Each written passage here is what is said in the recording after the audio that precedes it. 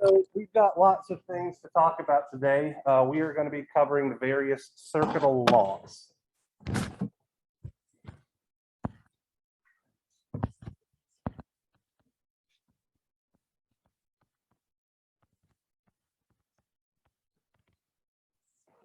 Excuse me. The first one that we're going to be talking about today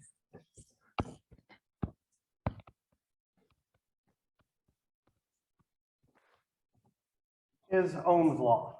So way back in the 1820s, this German physicist by the name of George Simon Ohm published a book called The Galvanic Circuit Investigated Mathematically, and he came up with a relationship. We're not going to go through what he wrote down because it's very long-winded and old-timey. Instead, I'm going to talk about the experiments that he did. Okay. So what he found was that if he had a piece of material, and let's say just for the sake of argument that this material had two terminals. So this is the material under test.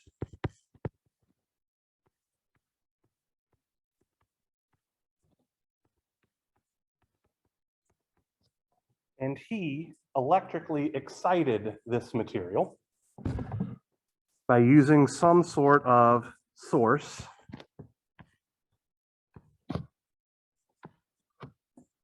And I'm just going to put generic electrical source here.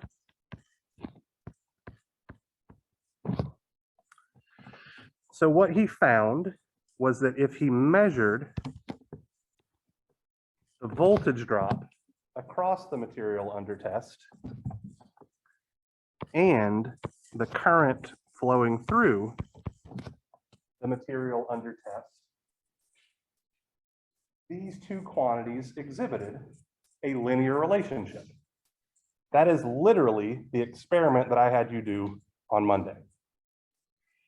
So what does the slope of the line represent? Well, it depends on which way we're looking at things, okay? So if we define the slope of the line to be the change in voltage over current, we have resistance R,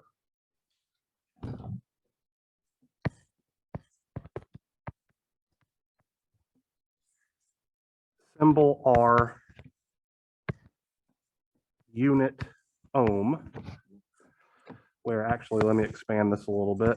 1 ohm is equal to a 1 volt per ampere. And if the slope of the line that you guys got was expressed as current over voltage, this is called conductance, which has a symbol G, and its unit is the Siemens, capital S, which is defined to be 1 ampere per volt. We can obviously see from these relationships that resistance R and conductance G are simply the reciprocals of each other. Okay. So we are going to spend the overwhelming majority of our time talking about resistance as opposed to talking about conductance. The reason why I focus on resistance is because conductance actually doesn't mean anything different than literally just the inverse of resistance until you get into transmission line theory and more advanced electrical engineering topics. So in your web works and things like that, anytime you're dealing with a conductance, it's literally just there to confuse you for the sake of being confusing, okay? I would argue that if you convert all of your conductances into resistances, you will make your life easier because you won't have to memorize special combination techniques and all of that kind of good stuff that would be associated with conductances, okay?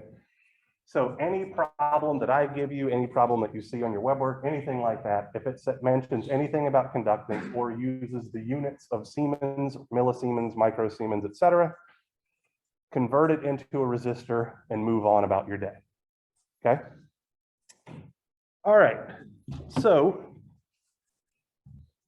the resistance of a material is experimentally determined by simply the ratio of the voltage drop across the material and the current flowing through the material.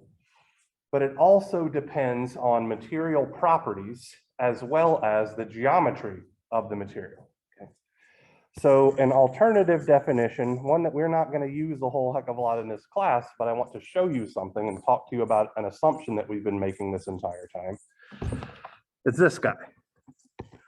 Resistance R is equal to rho E times L over A. Now, way back when I taught when I taught Engineering 121, we actually introduced this relationship for resistance, but I have no idea if that's still a thing, so we're going to talk our way through it. Okay? Rho E is the material property, right? So this is what's known as the electric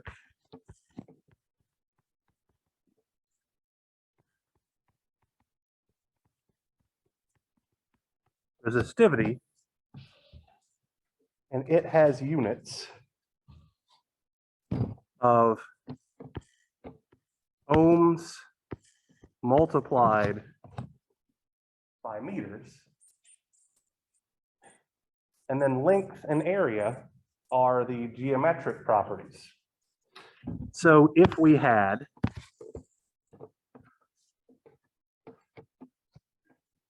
a circular conductor,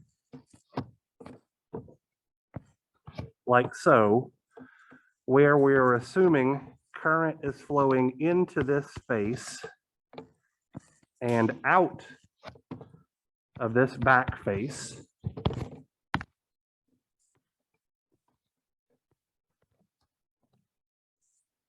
the area of the surface the current is flowing into is A.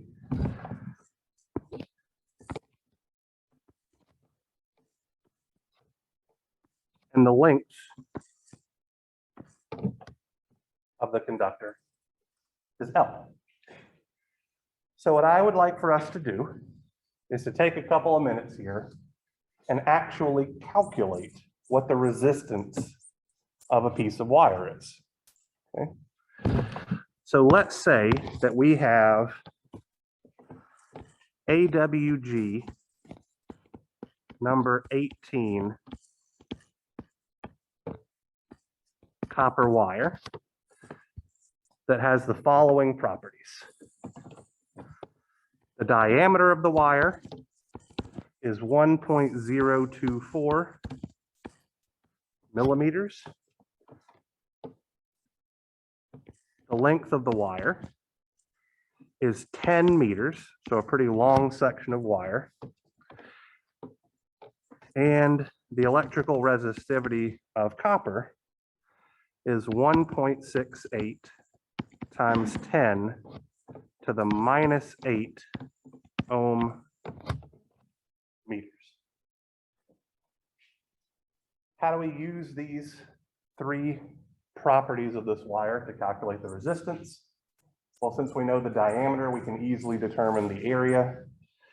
And so putting all of this together, we're going to find that our resistance R is rho E times L over pi over 4 multiplied by the diameter squared, or 1.68 times 10 to the minus 8 ohm meters times 10 meters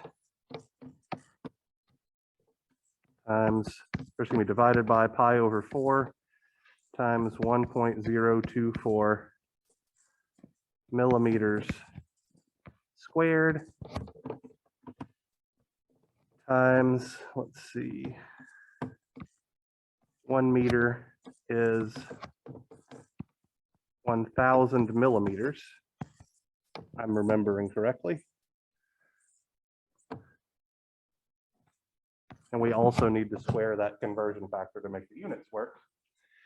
And if you throw this into your calculator, what do you guys get?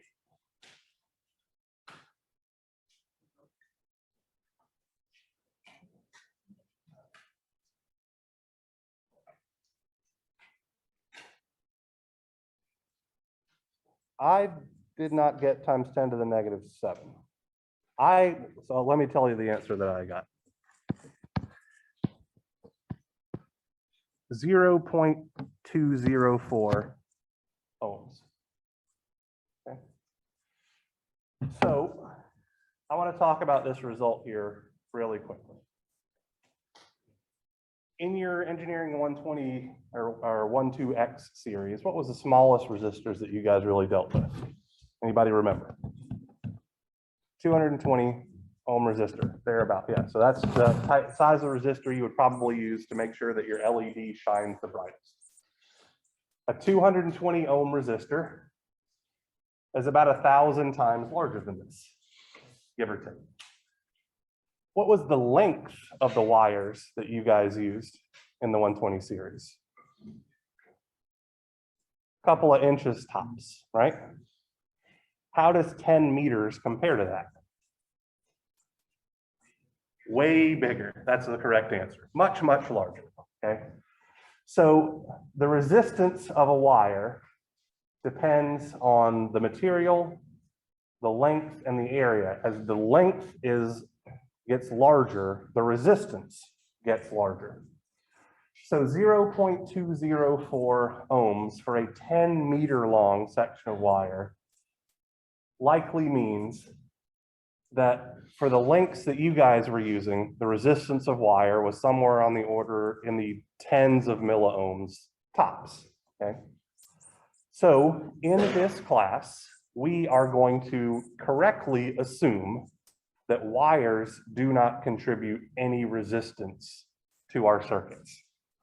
What that means is that any point along a wire can be treated as a single node, which is something that we talked about on our very first day when we were identifying nodes.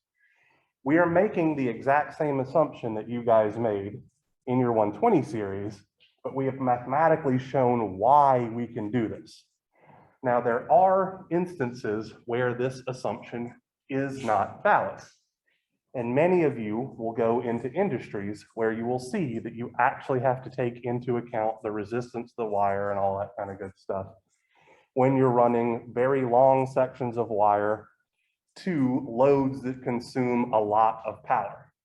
So I can guarantee that if you're doing MEP work, mechanical, electrical, plumbing work, and all that kind of stuff as a practicing engineer for either a consulting firm or some plant or something like that, and you're trying to bring an HVAC unit or something like that online, you're critically going to have to pay attention to how long your cabling is and all of that kind of good stuff. Because if you don't, the losses over the line will be so much that the electric machine you're trying to connect won't actually run because it's not getting the proper voltage. And it's all because of the resistance of the wires that you're using to connect them. These types of things come into play in much more advanced situations. We are not going to worry too much about that here, but I want to make sure that you're aware in practice, wires do have some resistance. It's typically pretty small, but it can play an important role. Okay. All right, so now let's talk about resistors, the circuit element. Okay. You guys have dealt with resistors before. What is a resistor's purpose?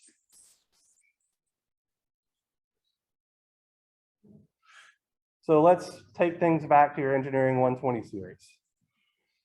Probably your first or second day of class, you were asked to use your Arduino to make an LED blink. Your circuit contained the following two elements, right? So you had your 5 volts from your Arduino. You had some resistor.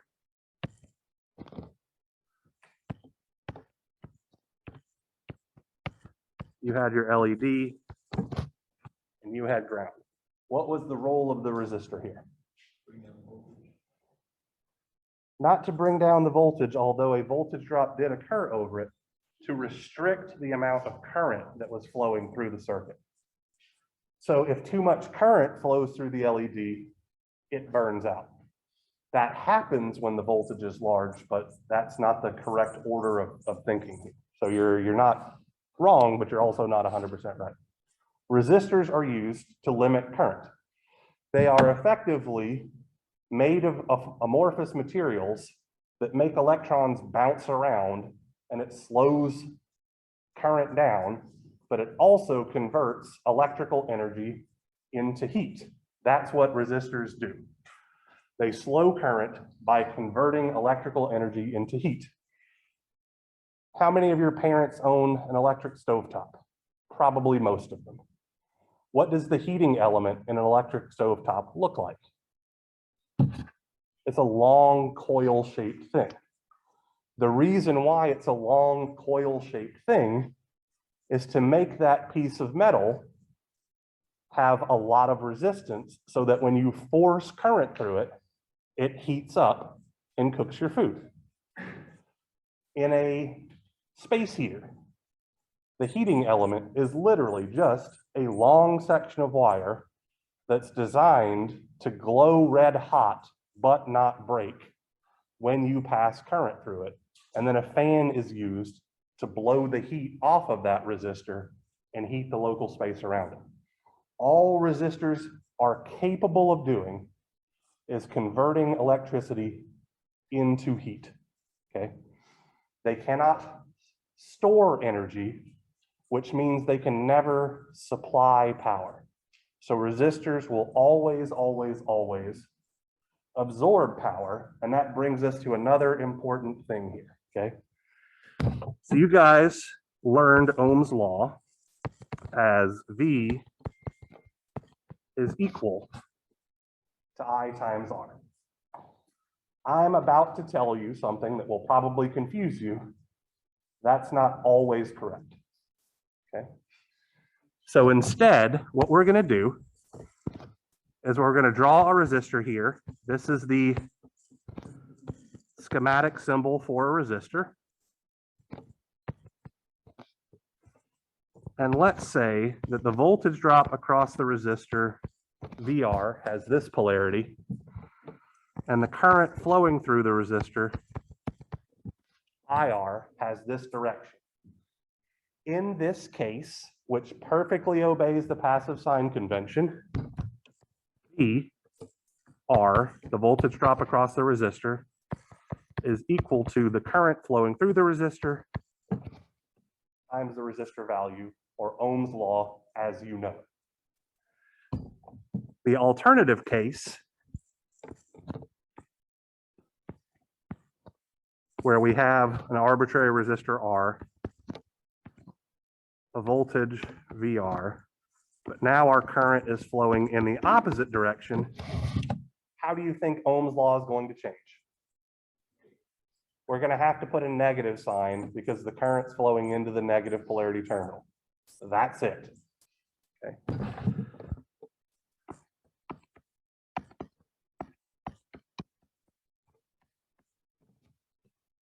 So these are the two different cases. And the bottom case effectively exists because the current flowing into the negative terminal implies that we are going to have some amount of supply power. Since that is literally physically impossible, it means that one of those quantities must be negative.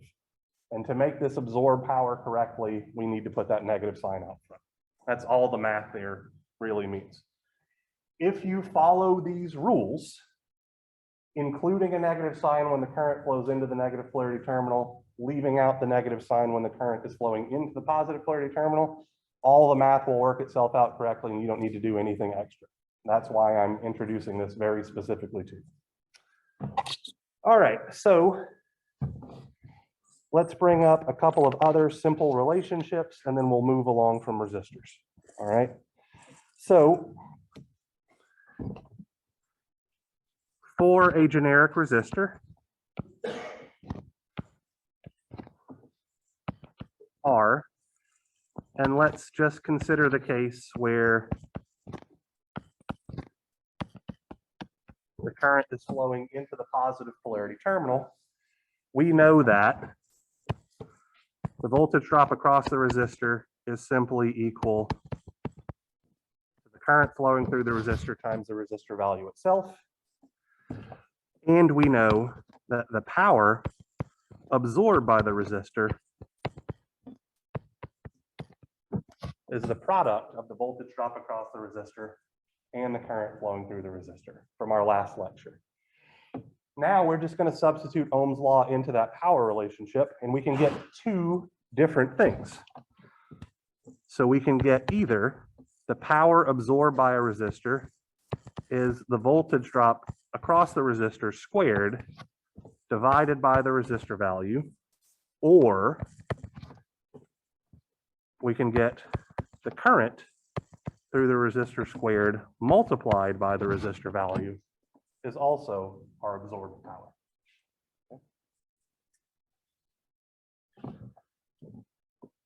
Just for the sake of argument, let's derive similar equations for a conductance, where the conductance G literally has the exact same circuit schematic symbol as a resistor, which is why I find it's easier to just treat everything as resistances. So let's say that we have VG with this polarity, IG with this direction. Ohm's law tells us that IR is equal to VR times G, excuse me, IG and VG here. My apologies. And the power absorbed by our conductance will simply be VG times IG. We substitute Ohm's law into this relationship. We get VG squared times G, or IG squared over G as our power relationships, where we only need to know current or resistance and not both. So these are all the mathematical equations dealing with resistors and conductances. Okay. How do we feel about this? Anything wild or crazily difficult? Great. Let's now talk about Kirchhoff's voltage law.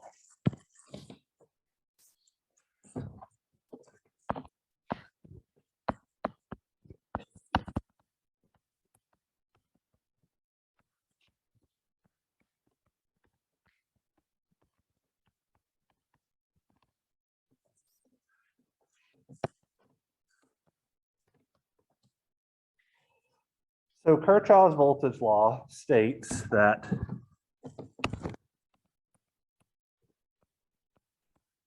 the sum of the voltage drops around a closed path must equal 0. Let's talk about why this is. What does a voltage drop represent? The amount of work required to move charge from one point to another point in a circuit. So if we go around a closed path, meaning that we start and end at the exact same location on our circuit, any energy transfers that we have around that path must equal to 0. So Kirchhoff's voltage law is simply the law of conservation of energy for circuits. It must always, always, always be true. Okay? Let's put it into practice. Let's say that we have the following circuit where we have a 10-volt source like so.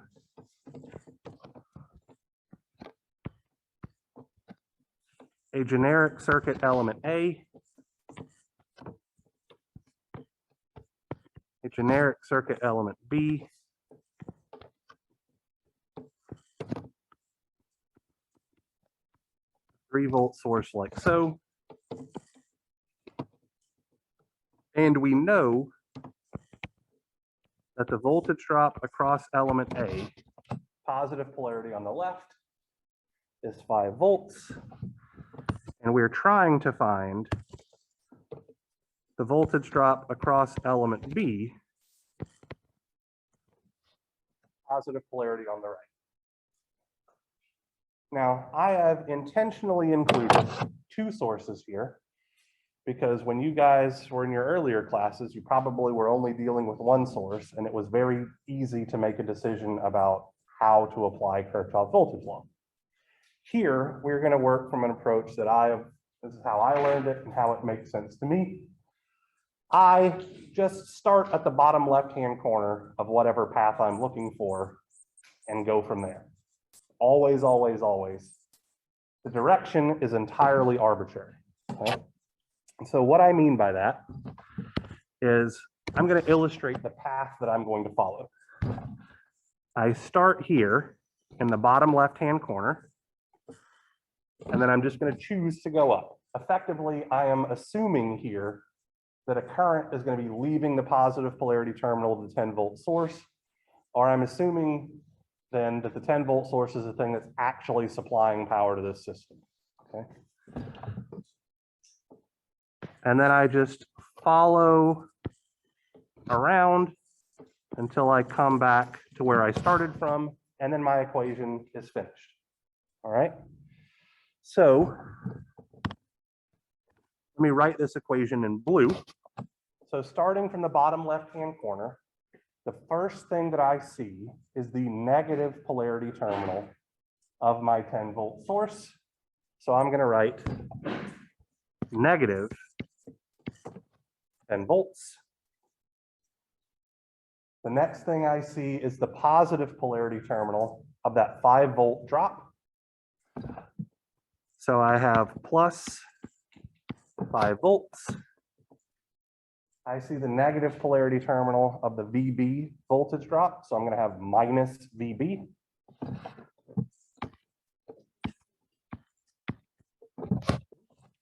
And then I have the negative polarity terminal of the 3-volt source. So I have minus 3 volts.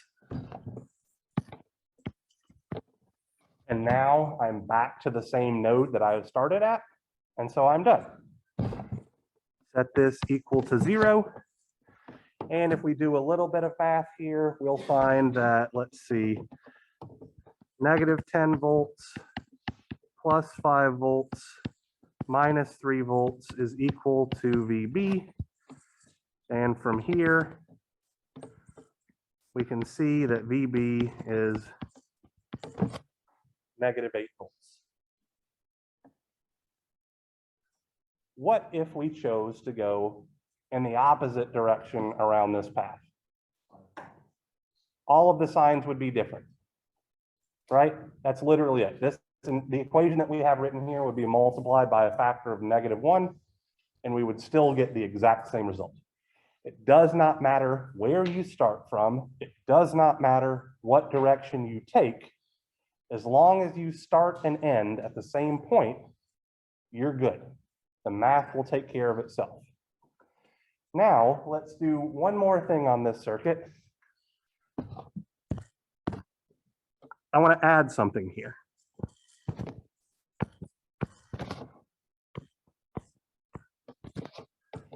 I'm going to call this voltage drop Vx. can I use Kirchhoff's voltage law to determine this voltage Vx?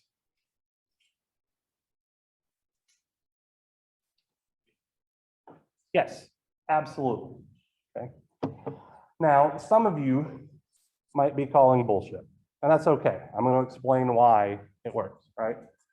So Kirchhoff's voltage law says that some of the voltage drops around a closed path must equal to 0.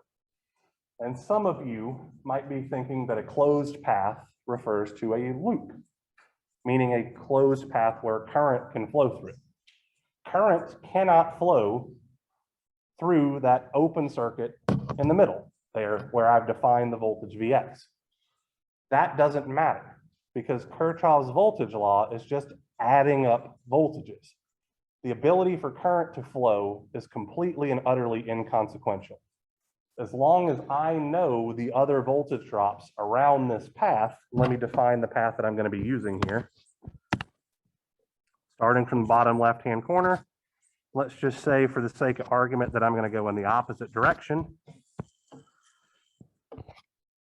If I know all but one of those voltage drops, I can solve for the unknown quantity, even if it's a voltage drop in the middle of the circuit, technically over multiple elements. Think of this as the same thing as you have a circuit, and then you're applying your multimeter to 2 different points and measuring what the voltage is there. That's exactly what we're doing here, but in a more theoretical approach. Okay? So for this second loop here, the first thing we see is the negative polarity terminal of our voltage source, or the voltage drop Vx. Then we see the negative polarity terminal of the 5 volt. Then we see the positive polarity terminal of the 10 volt. Set this equal to 0. Manipulate the math a little bit here. So negative 5 volts plus 10 volts is equal to Vx. And from this, Vx is equal to positive 5 volts. All right. Let's make things slightly more difficult.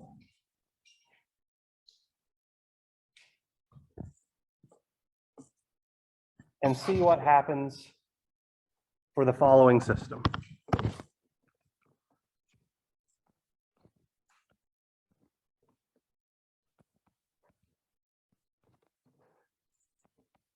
So I have a 120 volt source connected in series to a 30 ohm resistor. Now I'm going to have a dependent source. This is going to be a voltage controlled voltage source that supplies 2 Vx amount of voltage.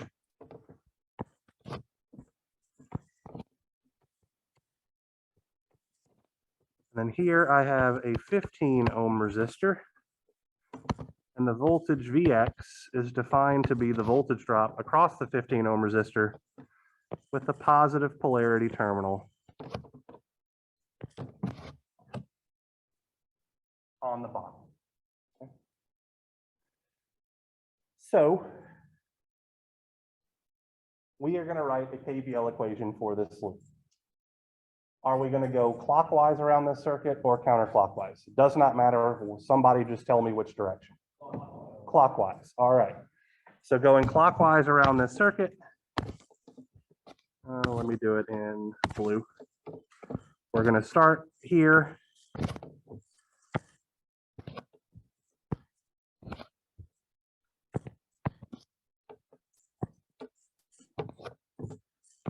Go around this path.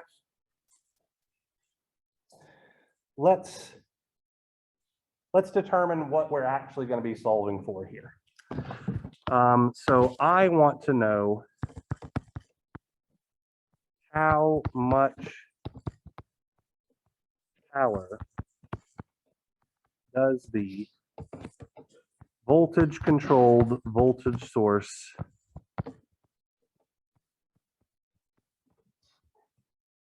absorb. Okay.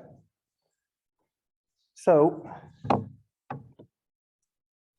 since we're making a power calculation for a voltage source, we're going to have to rely on voltage times current in order to get that quantity. Okay? So what I'm going to do now is I'm simply going to say that this line we've drawn here, or this path, represents the path that some arbitrary current I is taking around this loop.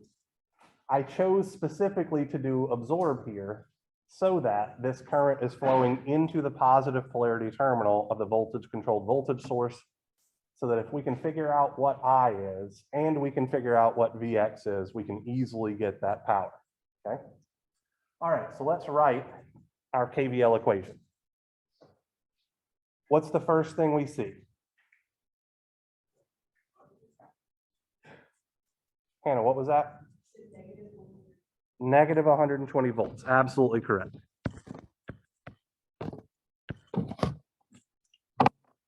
Now we see a 30 ohm resistor. We aren't told the polarity of the voltage drop across the 30 ohm resistor, so we have to assume one.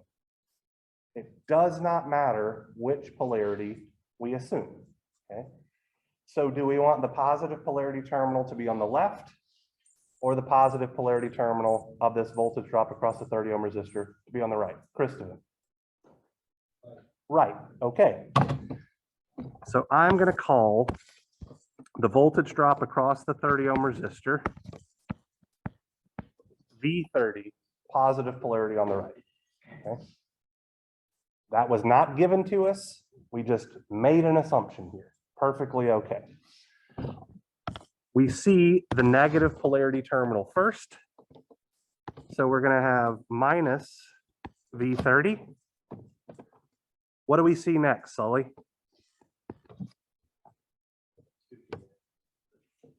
Positive or negative?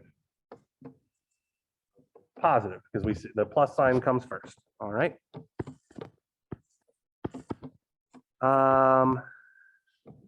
Abram, what do we see next?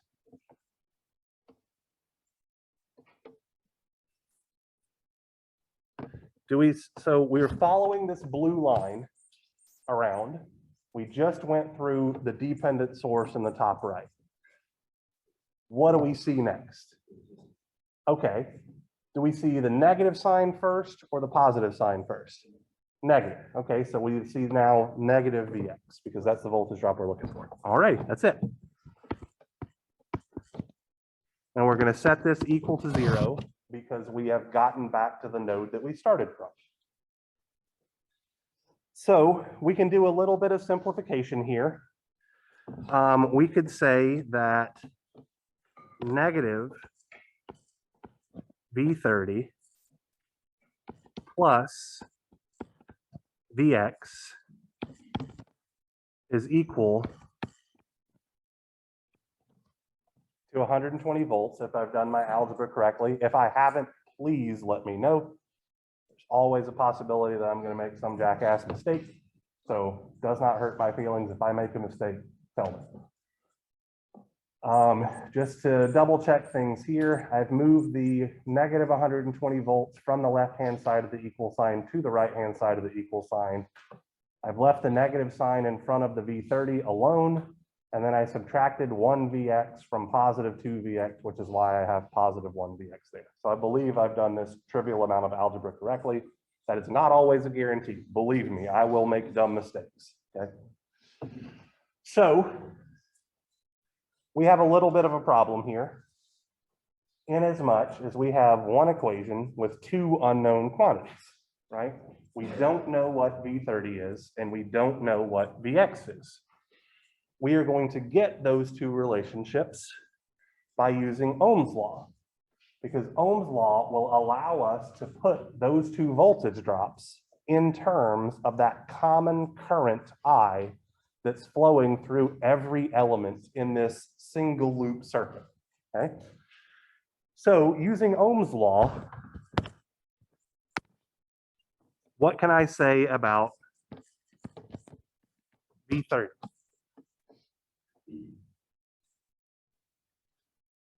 is our current I flowing into the negative polarity terminal or the positive polarity terminal as it goes about its clockwise path? The negative. So that means I need a negative sign. And then it's just I times R. So it's going to be I times 30 ohms.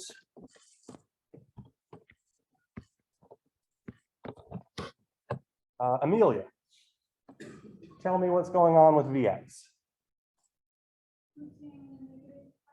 Okay. Absolutely correct. Wonderful job.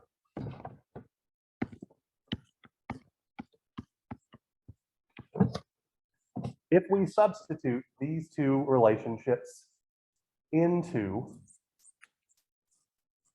our simplified equation there, so I'm just saying effectively, we're going to substitute both of these into this equation. What we get, let's do this in gray, negative V30, so that's negative I times 30 ohms,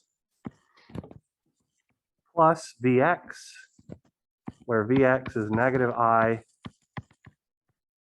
times 15 ohms, is equal to 120 volts.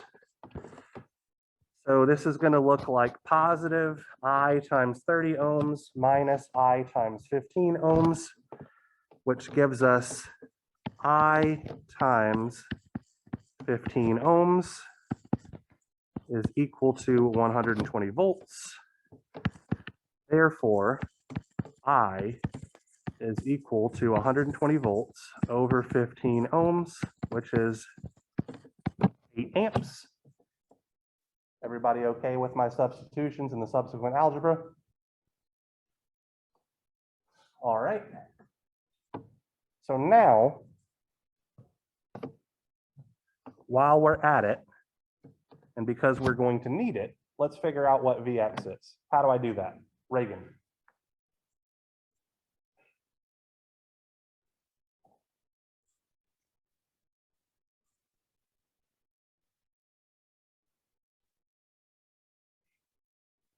So right here, we already figured out an equation for Vx in terms of I, and we just solved for I. So all we need to do is plug 8 amps into that equation. So negative 8 amps times 15 ohms. Let's see, so 8 times 15 is 4 times 30, so that's 120, and then we have a negative sign, so it looks to me like a negative 120 volts.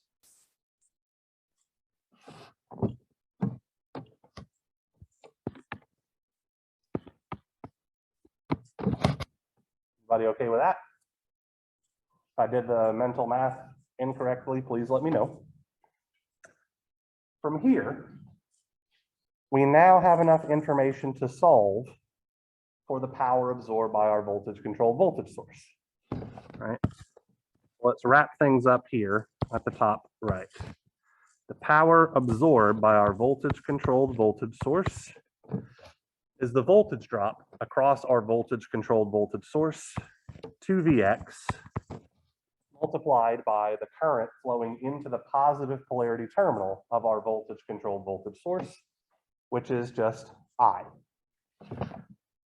Now we can simply substitute in our numbers.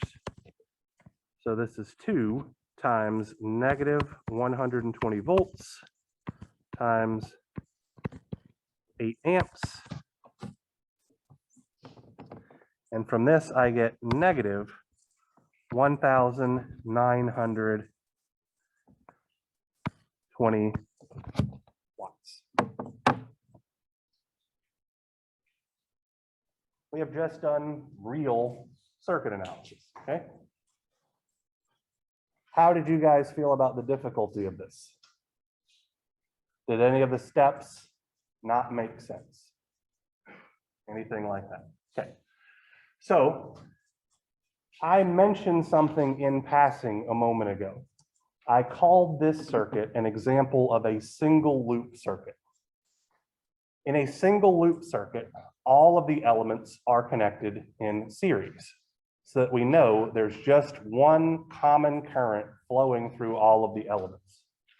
Anytime we have a single loop circuit, Kirchhoff's voltage law is usually the easiest way to analyze that circuit. If we don't know what that current actually is, we can use Ohm's law, just like we did right here, to find it. Okay, so for a single loop circuit, it's usually a combination of Kirchhoff's voltage law and Ohm's law will get us whatever we're looking for, or the constituent parts of whatever we're looking for, rather quickly. How do you guys feel about KVL? Probably a little bit more in depth than you did in your previous classes. That's kind of the point of this one, but anyway. Anybody uncomfortable with anything that we did? Or anyone willing to admit they're uncomfortable with anything we did would probably be a better question. All right, nobody's piping up, so let's move along to Kirchhoff's current law.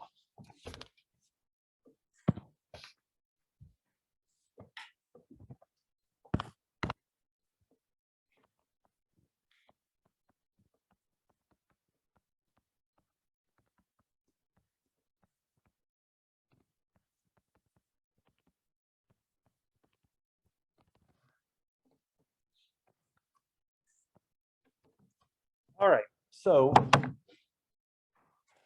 do any of you guys remember what Kirchhoff's current law is from your previous classes? If so, tell me, not just nod your head saying, yep, I remember it. Isn't that all the current entering node must equal the amount of current leaving node? All right, so that's what we're going to call formulation number one. Okay, there are actually three different ways that we can write Kirchhoff's current law. They all kind of mean the same thing, but that's the one that we typically start with. Okay, so I'm going to draw a picture here. I have a generic node point here in the center. And then I'm just going to draw wires. And let's call this current I1, this one I2, this one I3, this one I4, and this one I5. And version 1 of Kirchhoff's current law says that the sum of the currents entering a node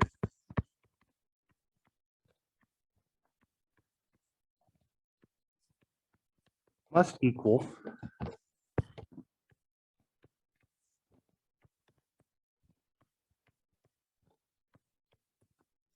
sum of the currents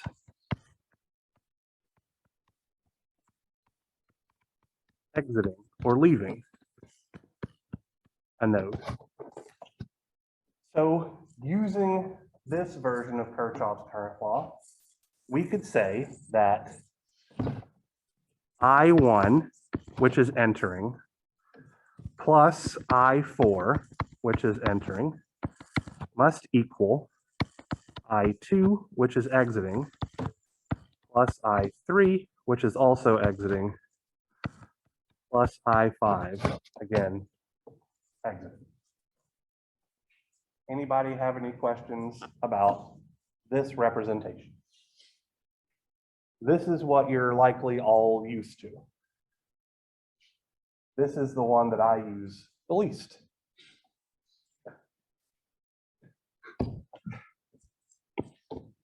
Now, let's come up with formulation number 2. Formulation 2 simply says the sum of the currents entering a node must equal to 0.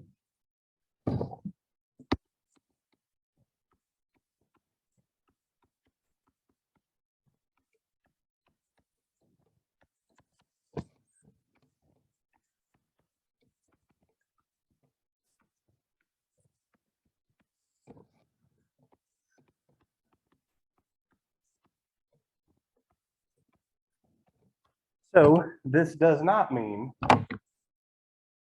I1 plus I4 is equal to 0. We have to take into account all of the currents in our system. But we could say that since I2 is leaving, negative I2 must be entering, because to change the magnitude of the current, we change its direction and vice versa, right? So our equation for this formulation will be positive I1, because I1 is entering, minus I2, because I2 is leaving, minus I3, because I3 is leaving, plus I4, because I4 is entering, minus I5, because I5 is leaving, is equal to 0.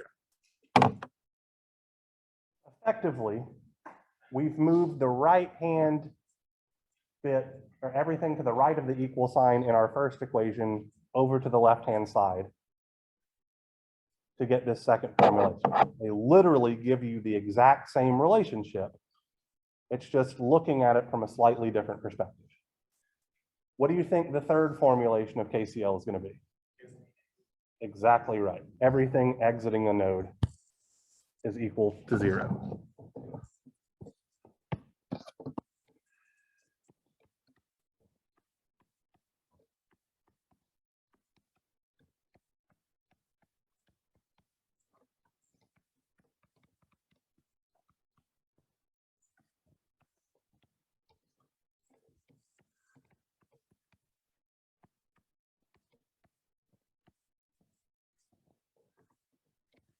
And so effectively, this equation is going to be the exact same thing we got with formulation 2, just multiplied by a factor of -1. So we're going to have negative I1 plus I2 plus I3 minus I4 plus I5 is equal to 0. Now, I can say with complete and utter honesty, it does not matter which one of these formulations that you use. Or even in a single problem, you can use multiple different ones depending on the situation. I default to formulation number 3 because I am familiar with the concept of nodal analysis, which I'm going to teach you guys either next week or early on the week after that. And using formulation number 3, all of the currents exiting a particular node gives me the least amount of negative signs to make mistakes with for that particular analysis technique. And so I get in the habit or the practice of that by always using formulation number 3, or I say always, 90% of the time I use formulation number 3. You can use whatever you are comfortable with. But when we get to nodal analysis, I guarantee you formulation number 3 leads to the least amount of spurious mistakes. Okay, so, all right, so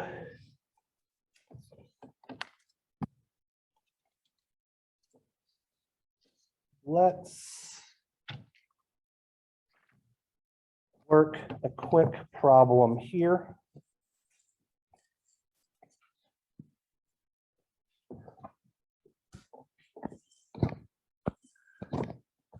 And then I'll bring up a last couple of simple topics, and then I'll be done talking for the day.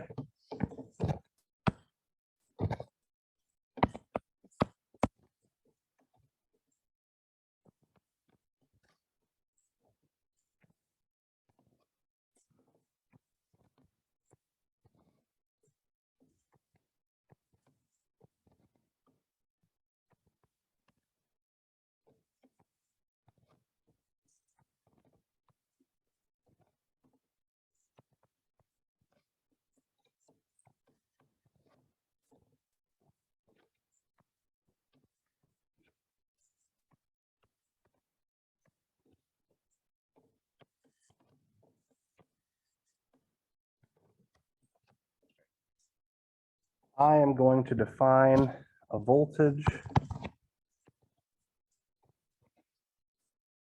Vx like so. And our goal here is to determine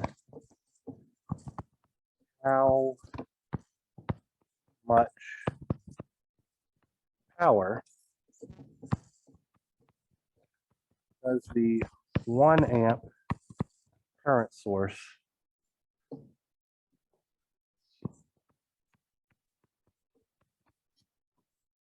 absorb.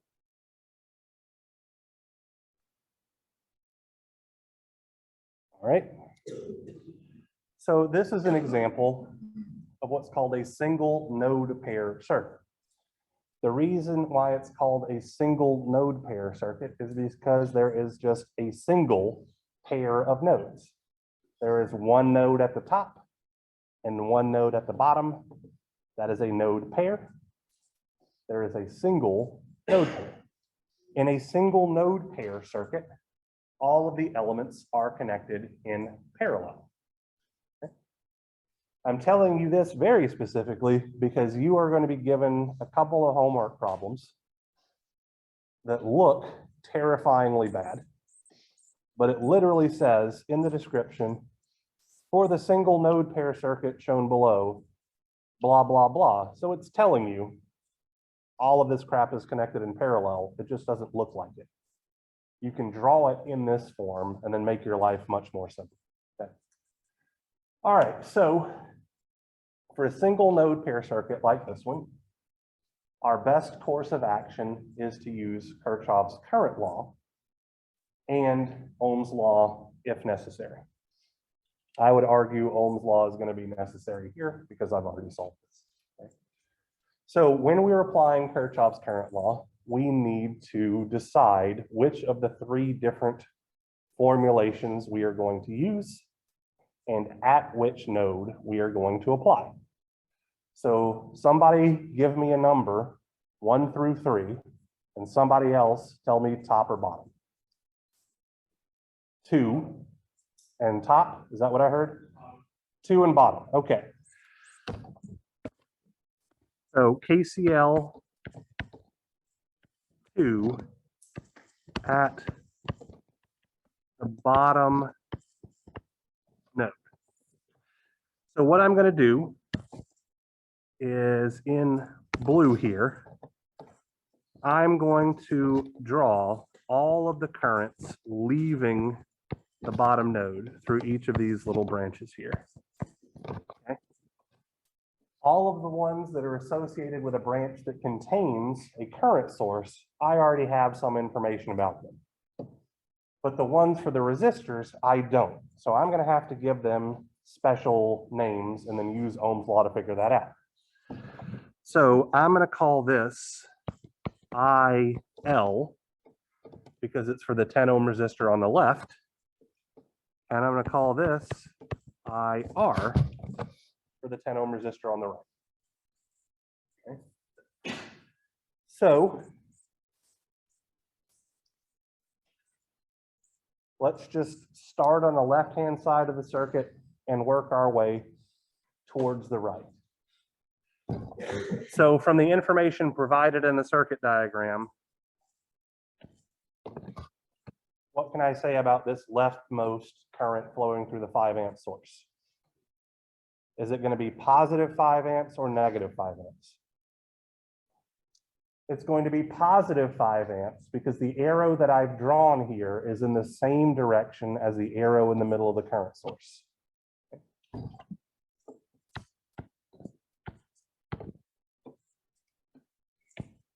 My next current is IL. I've chosen that as direction up.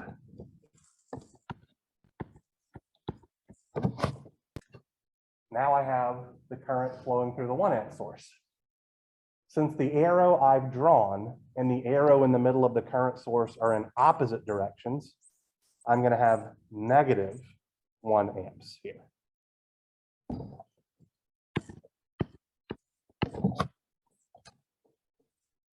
Then I have IR.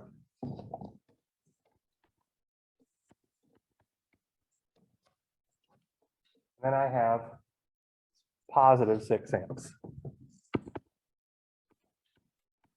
I've taken all of the branches into account, so I can set this equal to 0. So effectively, these are all of the different currents that are leaving my bottom node. I realize right now that I'm actually doing formulation number 3 instead of number 2, so I apologize. All of those arrows should have been in the opposite direction. I made a jackass mistake and I'm committed to it, so we're keeping on this way. I'm sorry. Okay, so we have two unknown quantities, IL and IR. We're going to use Ohm's law to express both of those unknown quantities in terms of the voltage Vx. Because in a single node pair circuit, or really any parallel combination of elements, they all have to share the same voltage. That's a consequence of Kirchhoff's voltage law. If we wrote a KVL loop around, or KVL path around anything in here, we would find that we get the same voltage drop across every single element. Just like if we wrote KCL node, equation at any node in a single loop circuit, we'd find that the currents entering have to equal the current exiting, meaning everything is carrying the same current. So using Ohm's law, how are we going to express IL in terms of that voltage Vx that's common to all of these elements? So IL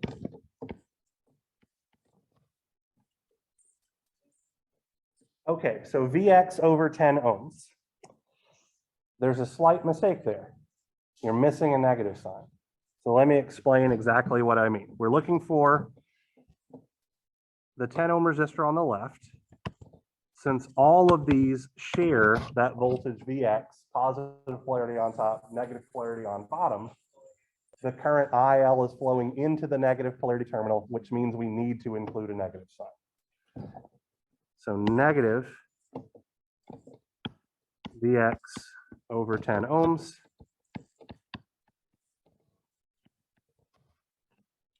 Macy, I think. Tell me what's going on with IR. It is the exact same thing. Absolutely correct.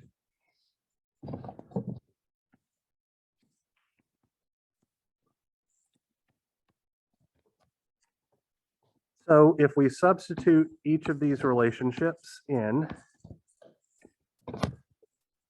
what we will get, let's see, so we have IL, so that's going to be negative Vx over 10 ohms. And then we have plus IR, so that's going to be plus negative Vx over 10 ohms is equal to, and now I'm just moving stuff to the other side. So that's going to look like 1 amp minus 5 amps minus 6 amps. Let's lump all of these together to be, I believe,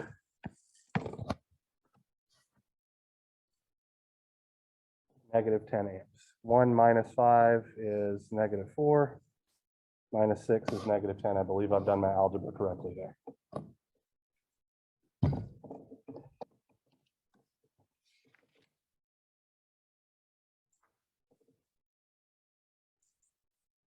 All right. So let's play around with this a little bit further. We have negative, my stylus will write, 2 Vx over 10 ohms is equal to negative 10 amps. From this, we can see pretty easily that the negative signs on each side of the equal sign cancel each other out. We're going to have 10 amps times 10 ohms, which looks like 100 volts over 2. So let's write this out more explicitly. Vx is going to be 10 amps times 10 ohms over a factor of 2, which is simply 50 volts. And we now have enough information to solve for what we were originally looking for. How much power does the 1 amp current source absorb? So the 1 amp current source is flowing into the positive polarity terminal of the voltage Vx. So P 1 amp is going to be negative 1 amp times Vx. Again, that negative sign is coming from the fact that if I draw my Vx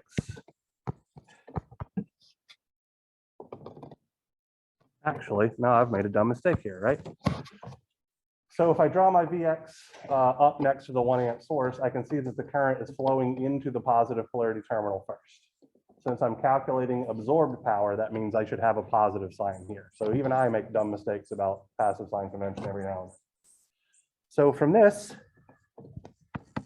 that's just going to be 1 amp times 50 volts is 50 watts. All right, so I've talked for an hour and 15 minutes, so I'm pretty much done. Yes, sir.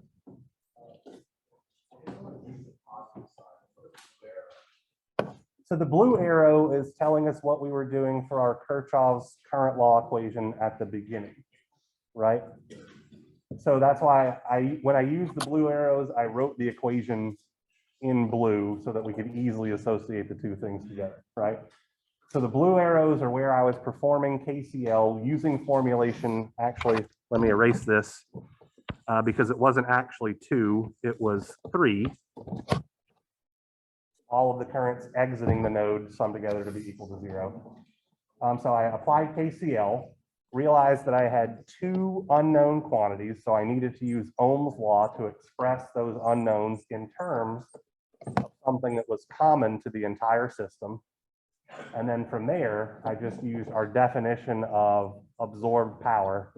When the current flows into the positive polarity terminal, the absorbed power is just I times V to get my final answer. All right, yes.